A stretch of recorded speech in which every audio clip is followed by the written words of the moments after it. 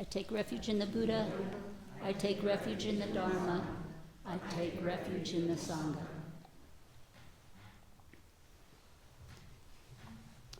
So our focus today is, and our attention will be on cultivating trust in the Buddha's teaching. Like many or most of my talks, this was written for me in my training, so I hope the rest of you will get something out of it as well. I find it very beneficial. In this, I taking refuge in the Buddha, taking refuge in the Dharma, and taking refuge in the Sangha, for me encapsulates the whole teaching of the Buddha. And this is what it means to me. When I take refuge in the Buddha, it means that I am taking refuge in the potential Buddhahood that resides within me, that resides in all things. When I take refuge in the Dharma, to me it means taking refuge in trust and faith within myself and within all beings.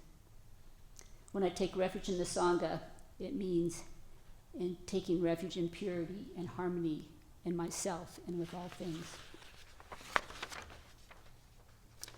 I'd like to offer the merit of this Dharma talk to Suzanne Cain and Vera Giordano, our spiritual friends who recently died.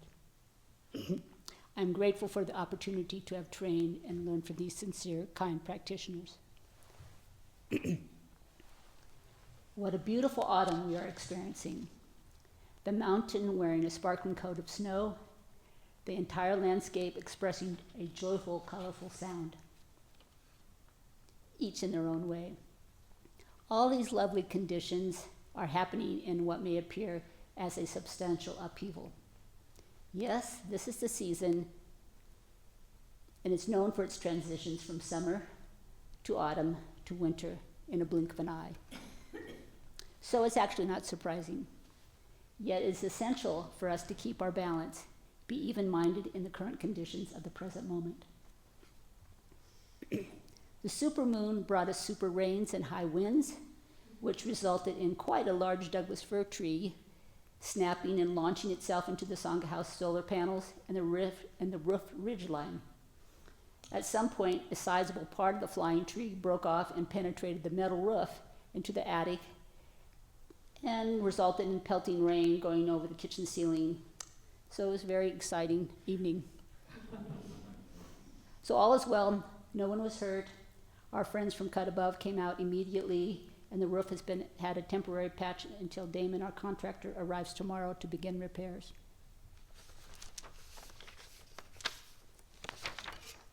The power outage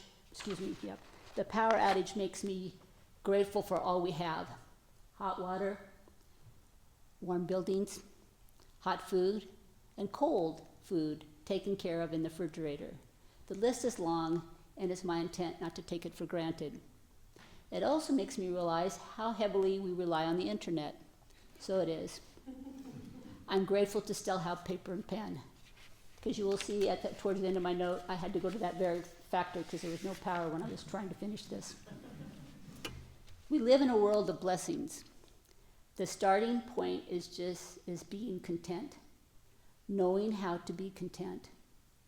We just finished a 3-day meditation retreat in conditions to train the mind to be content. Perhaps this is just my perspective, and it seems as something much larger is in motion, rearranging the world as we know it. This seems like a familiar yet new piece of music being introduced to us, a melody we may have not heard or remembered before on this world stage. And undeniably, we're given the opportunity to adapt and thrive only if we're willing to learn from our experience. We are living in a time of great change, and permanence is clearly focused. An attitude of gratitude will support our willingness to take on harsh and gentle, knowing there's no foolproof way out of that catch-22. And I have heard, after all, you can master a foolproof way and still be a fool. There is a way out of this catch, and I'll say it out loud. The way out of catch-22 is to learn to develop judicious strength. The first step is to understand what it means to judge in a healthy way. This dilemma or perceived upheaval from which there seems to be no apparent escape because of mutual, conflicting, or dependent conditions is a gift to us. It's a wake-up call to find the present moment, to sincerely practice. We all know there's nothing to escape from and anywhere to escape to. Impermanence fosters behavior to be responsible and always return to taking refuge in the three treasures of Buddha, Dharma, and Sangha. In an article written by Thanissaro Bhikkhu in 2011 called The Power of Judgment, which appeared in Access to Insight in December of 2012, Thanissaro Bhikkhu says, when the Buddha told Ananda that the entirety of the practice lies in having an admirable friend, he wasn't saying something warm and reassuring about the compassion of others. Rather, he was pointing out three uncomfortable truths about delusion and trust, which call for clear powers of judgment. The first truth is that you can't really trust yourself to see through your delusions on your own. That is why the Buddha advised the Kalamas to know for themselves. One of the things he told them is to know for themselves how wise people would judge their behavior. To examine our own actions, we need to face the mirror. If you see you have caused any harm, talk it over with a knowledgeable friend on the path. Many of you knew Suzanne Cain, the Jane Goodall of dogs, a remarkable bodhisattva. Before she died, she shared one of her theme songs with me. It's a song by Michael Jackson called Man in the Mirror. And I remember her clearly singing and smiling at the same time when she said, I'm starting with the man in the mirror. I'm asking him to change his ways. And no message could have been any clearer. If you want to make the world a better place, take a look at yourself and then make a change.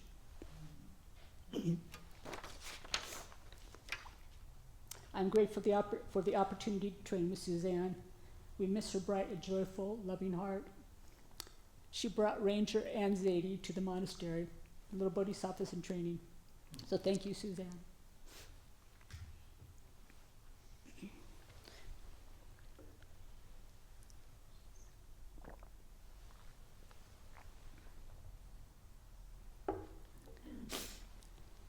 A knowledgeable friend is priceless to our training. If you really want to become skillful in your thoughts, words, and deeds, you need a trustworthy teacher to point out your blind spots. For only when you see your faults will you correct them. Only when you correct them are you benefiting your friend's compassion in pointing them out. We all have blind spots. I'm currently working on one that I'm very familiar with, but still fall into not seeing it when it happens. Generally, being in a rush or tired or not taking the time to review lead me to this big blind spot. And it's as simple as trying to address a package, putting the right address on there. I will look at it and think, okay, the address is 555 Blind Spot Road, and somehow I only put 55 Blind Spot Road, and I will look at it and see that there are 3 5s and there are only 2. What that's all about, I don't know, but it's what I get to practice. So if you have blind spots, take a look and see what's beneath them there. And in my case, it might just be dyslexia, but usually it's because I'm not proofreading. And even my proofreading is pretty lousy, so I'll just keep after it. So one of the prerequisites in maintaining an admirable friend is being willing to take criticism, either side of the gentle, harsh coin. The Buddha's second uncomfortable truth is you cannot open your heart to just anyone. The powers of judgment really do have power because that power can cause long-term help or harm. It is essential to take care in choosing your friends. When it comes to choosing a spiritual teacher, watch out for the trap of being judgmental or non-judgmental. Instead, be judicious in choosing the person whose judgments you are going to take on for your own. This trap, of course, applies to all the opposites, so we need to be more careful and mindful as we make choices in this life of samsara. The razor's edge is the intersection and the connection of these opposites. The first step in being judicious is to find out for yourself what it means to judge in a helpful way. I like to think of it as a relationship with an athletic coach who watches and listens to you. There is no final verdict on your potential as a world-class athlete. Rather, it is a matter of judging your work in progress, observing the intention of your movements, the execution of your understanding of the game. The word coach, for example, can be replaced by many other labels, like music teacher, dance instructor, yoga guru, chess mentor, and master gardener. The list is really long, depending on what your activities and sports are. The coach determines whether your performance works, making helpful suggestions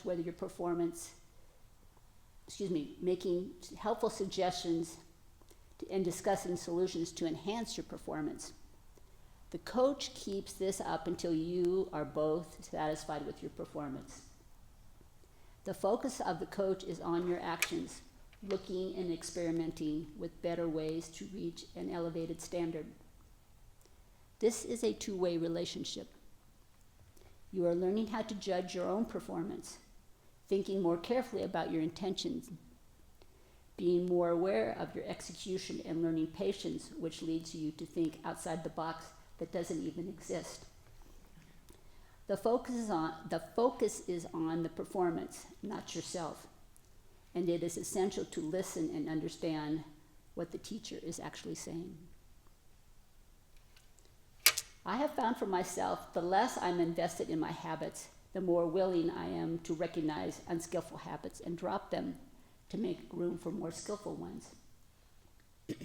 Reflection on what really matters to cultivating a steady spiritual life aids us in being still, wherever and whatever we find ourselves in.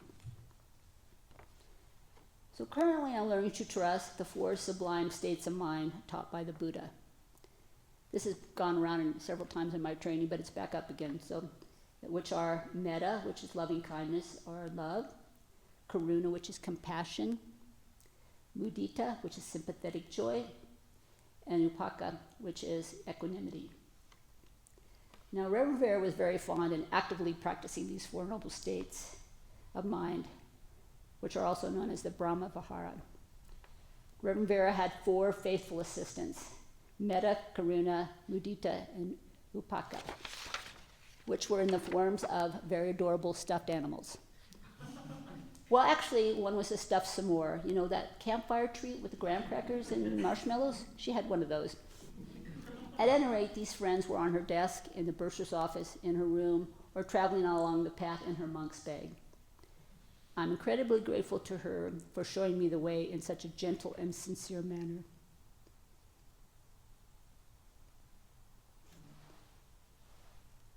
I hold her fierce, bright heart next to mine.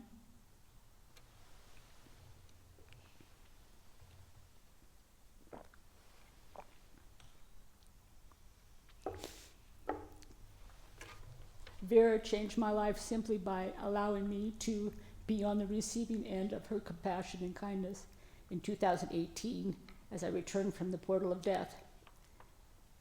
Vera's memorial is on November 22nd here at the Abbey.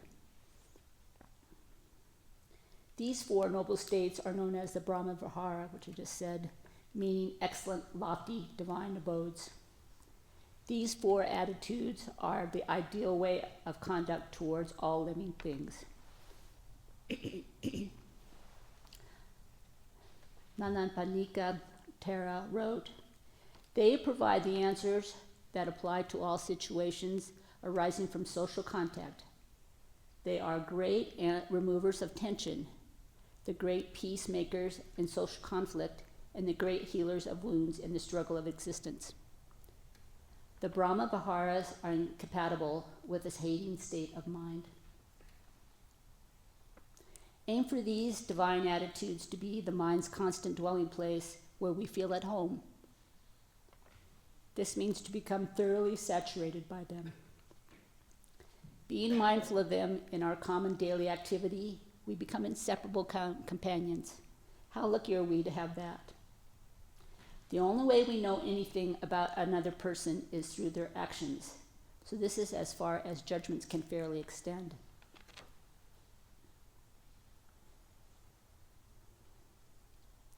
When it comes to looking for helpful qualities in a teacher, the Buddha recommends looking for wisdom and integrity. The Buddha also advised to spend time with the person and try to be really observant of how that person acts. And time will help us gauge these qualities. The Buddha's third uncomfortable truth: you cannot be a fair judge of another person's integrity until you develop some of your own. This certainly has the potential to ping deeply, as as it requires that we accept responsibility for our judgments. This goes back to the coach example. The better we are as a coach ourselves, the better our ability to judge another person's performance. The Buddha also gave us guidance on how to develop integrity. All it requires is a measure of truthfulness and maturity, the realization that your actions make all the difference in your life. So take care. Take care of how you act. Be willing to admit your mistakes both to yourself and to others, and be willing to learn from your mistakes with the intention of not repeating them. So as we know, our thoughts, what we think, our deeds, they all go into action, so be careful what you think. As we train ourselves to do no harm, we learn the principles as such. You are judging your actions, not yourself. Healthy judgments require mindfulness, as it helps you to remember your lessons that you have learned over time. What is working? What is not working? This is essential component. This is an essential component to cultivating, developing the power of judgment. If we can remember our mistakes, it helps us to not recreate them. As you continue with the practice, we will see the lessons you learn. As you continue with the practice, we see that the lessons you learn from your mistakes, if you act on them, really make a difference. Trust the Buddha's teaching, sort it out for yourself.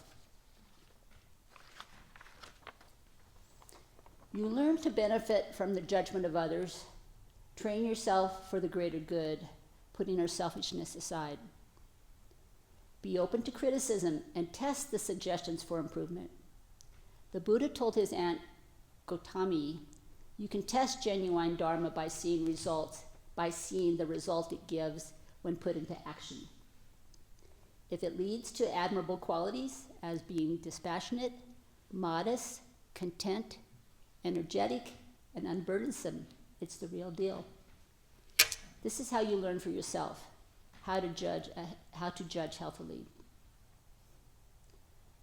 It is so beneficial to cultivate the four immeasurables, and now's a good time.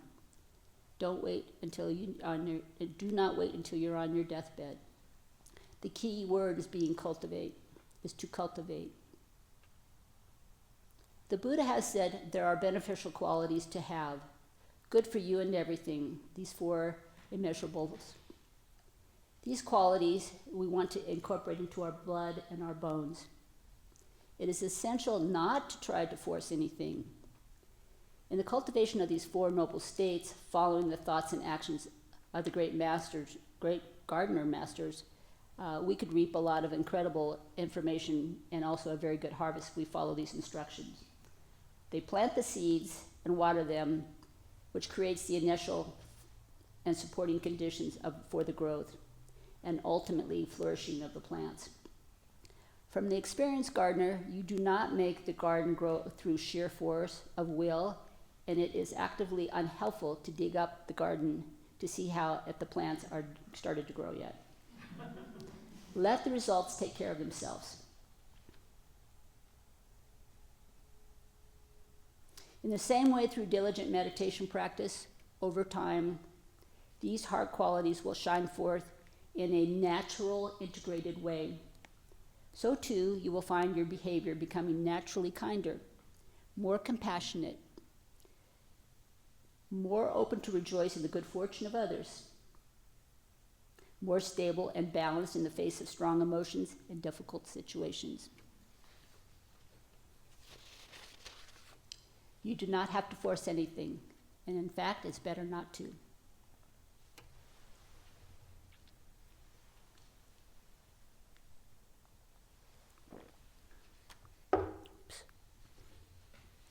And I'm beginning to understand that judging others reveals my own insecurities, which stems from my projections as well as an unaccepted aspect of the self. Practicing non-judgment allows genuine understanding of and compassion for both oneself and others. The delusion arising from the belief in a separate, permanent self requires us to let go of comparisons and seeing all phenomena, including oneself and others, as manifestations. Judging others or ourselves prevents us from seeing the ultimate truth that everything is connected. The path is wholehearted participation, not seeking. Judgment prevents you from perceiving reality directly. The mind's habit of filtering, categorizing, and judging separate us from the present moment. So spend our moments wisely, train our minds deeply to trust the four sublime states. Metta is best known as loving kindness, or being kind, or well-wishing. Metta, to me, provides a platform of happiness. Since there is no corrective quality to metta, it helps me to think it is an offering of respect to all things, an even, solid, balanced peace platform. Metta does not make us a doormat. Rather, it encourages us to relate to all things with an attitude of kindness.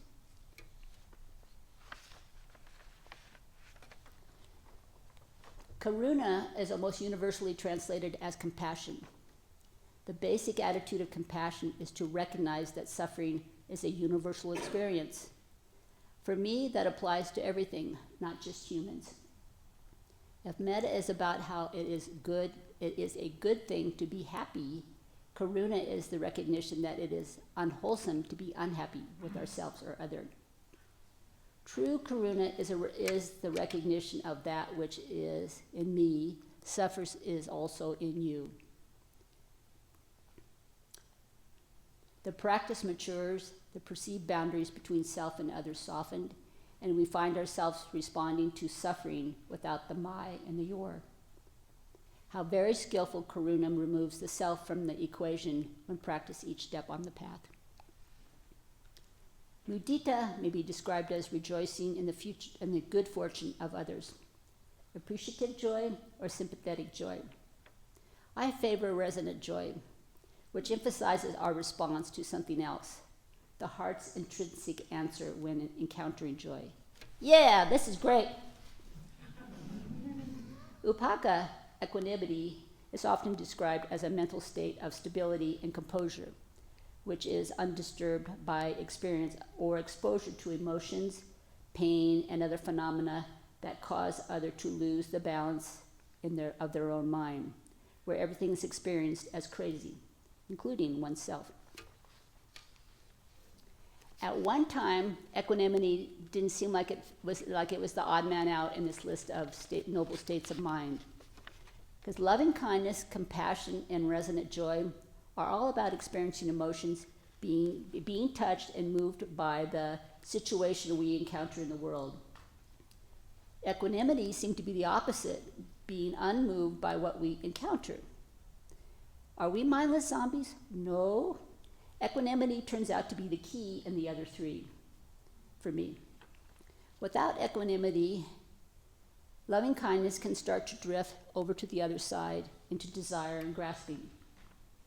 Compassion can quickly overwhelm us with the pain of others.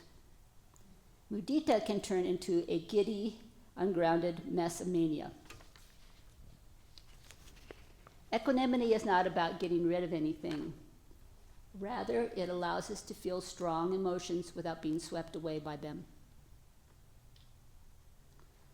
Practicing the Four Noble States of mind will benefit all. The radiance of the heart is not bound up in self-centered concerns. We will experience the heart's natural response to unhappiness and happiness, which for me, this is where the overlapping intersections of the opposites occur, where they merge into stillness. The stability of our heart and mind holds it all together. In the same way, diligent meditation practice over time, these heart qualities will shine forth in a natural, integrated way. You do not have to force anything. No Dharma talk would be complete without mentioning Great Master Dogen. He gives us practical advice in Gyoji on ceaseless practice in the Shobogenzo, where he says, continuous practice is unstained, not forced by you or by others. Great Master Dogen teaches that trusting the Buddha's teaching is not about an intellectual belief. Rather, it is about engaging in practice and enlightenment, where one acts as a Buddha every moment. This continuous practice is the direct expression of the Buddha's reality in all our actions. By living in accordance with the Dharma, you fulfill your inherent Buddha nature, rather than trying to attain something separate from yourself.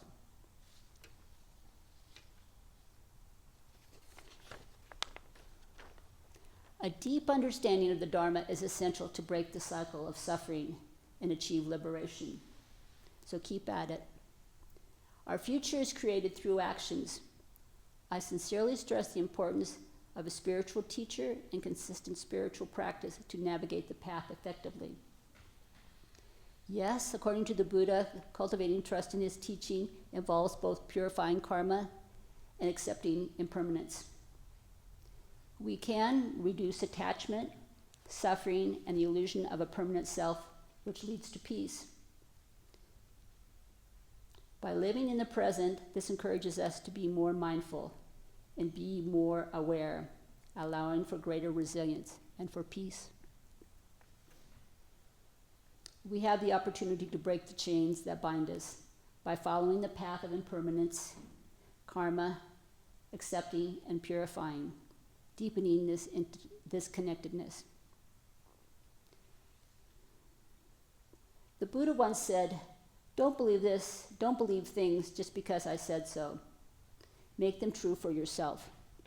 And remember, Master Jiyu added, I just found this out from Master Daishin. I've heard it before, but now I understand it. Thank you. Trust God. Trust God and tie your camel. Thank you.